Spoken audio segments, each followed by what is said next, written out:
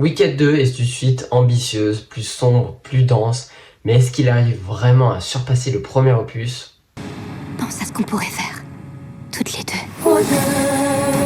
Bonjour à tous et à tous, j'espère que vous allez bien. Aujourd'hui on se retrouve dans cette nouvelle critique pour parler de Wicked 2, la suite du premier opus qui conclut déjà la duologie, qui avait commencé en beauté, que j'avais beaucoup aimé il y a un an. Et comme d'habitude, critique 100% sans spoiler, donc vous pourrez rester jusqu'à la fin les yeux fermés. Wicked 2 reprend exactement là où le premier film s'arrêterait. On retrouve Elphaba, désormais en fuite, qui doit apprendre à vivre avec son nouveau statut et les conséquences de ses choix.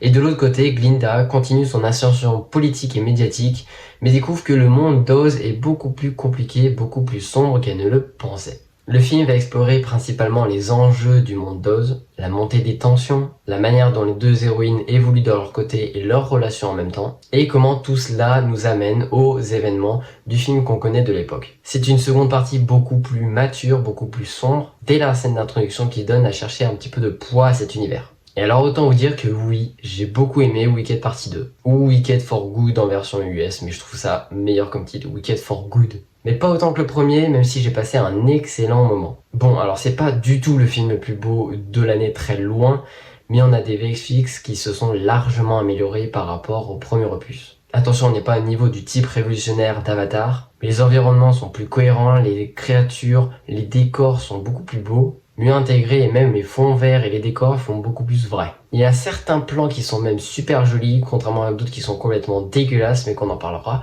évidemment après. On sent qu'ils ont eu un petit peu plus de budget, un petit peu plus du temps par rapport au premier opus, et ça fait vraiment plaisir. Puis côté acteur, je trouve que Ariana Grande reste la grande surprise de cette adaptation.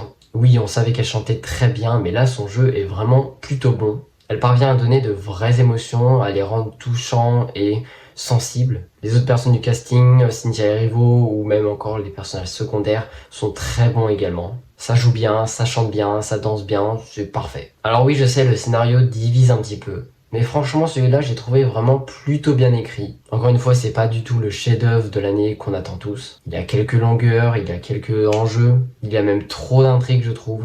Mais on en comprend un peu mieux où l'histoire va par rapport au premier. Les motivations deviennent plus claires, les événements du premier film prennent un peu plus de sens, et surtout ça te prépare bien la transition vers le mythe original du magicien d'Oz. Il y a même quelques bonnes idées de mise en scène pour accentuer certaines révélations ou évolutions de personnages. Mais là où le film a complètement embarqué, c'est par son ambiance dans son univers. Oz est magnifique, beaucoup plus sombre que dans la première partie, mais cette noirceur lui va vraiment parfaitement.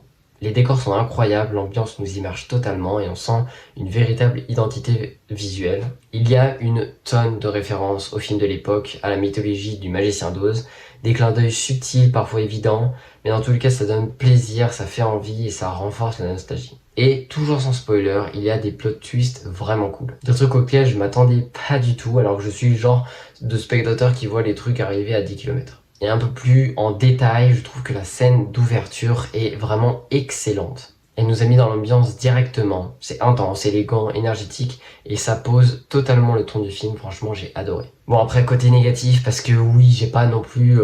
c'est pas le chef-d'œuvre de l'année, il y a forcément des points négatifs. Alors là, je vais être sincère, mais la lumière de ces deux films même est l'un des plus gros problèmes. Ils ne veulent pas dégager ce putain de soleil pendant tout leur plan du film. Alors, il y a franchement des plans qui j'ai fait, ouah, c'est franchement beau, mais il y a 80% des plans, je me suis dit, ouah, le soleil, la lumière, c'est dégueulasse. Tout le long du film, on a une espèce de soleil écrasant, beaucoup trop présent, qui va brûler certains plans. C'est trop exposé, c'est trop artificiel. Ça aurait pu être un choix esthétique, mais franchement, ça casse l'immersion, ça casse l'ambiance, et surtout, pour un univers aussi riche d'Oz, et surtout un opus plus sombre, moins coloré que le premier opus. Oui, le rythme est un peu plus maîtrisé que le Wicked 1, et pourtant il y a des zones qui restent encore en longueur, et honnêtement le film aurait gagné 15 à 20 minutes. Certaines séquences s'étirent beaucoup trop, d'autres n'apportent pas grand chose, et parfois on sent vraiment une volonté de rallonger pour faire du grand spectacle. Et résultat, quelques moments où on décroche un peu,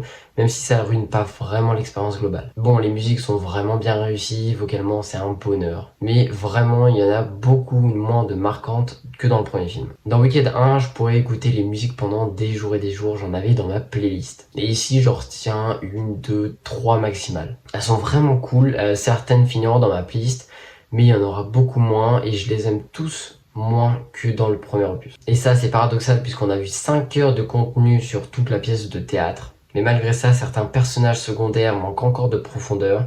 Ils apparaissent, ils disparaissent, ils servent un peu à l'intrigue, mais on aimerait en savoir vraiment plus. C'est pas gênant pour comprendre l'histoire, mais ça laisse un petit goût d'inachevé. Au final, Wicked 2, c'est vraiment un film qui m'a vraiment plu. Oui, il est moins bon que le premier, qui pour moi, l'ambiance était extraordinaire.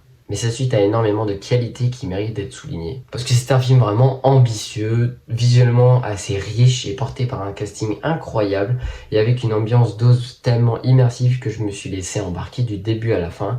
Et même si tout n'est pas réellement parfait, la lumière que j'ai trouvée affreuse, des longueurs, des chansons un peu moins marquantes et quelques personnages sous-exploités, l'expérience globale reste franchement forte, touchante et généreuse. C'est typiquement le film qui réveille les émotions, même si on voit des défauts, et pour moi ça suffit pour sortir de la salle de cinéma avec un sourire. Merci à tous d'avoir regardé cette vidéo, si vous l'avez vue n'hésitez pas à mettre votre avis en commentaire, liker et partager cette vidéo, et on va se retrouver très vite pour cette prochaine critique.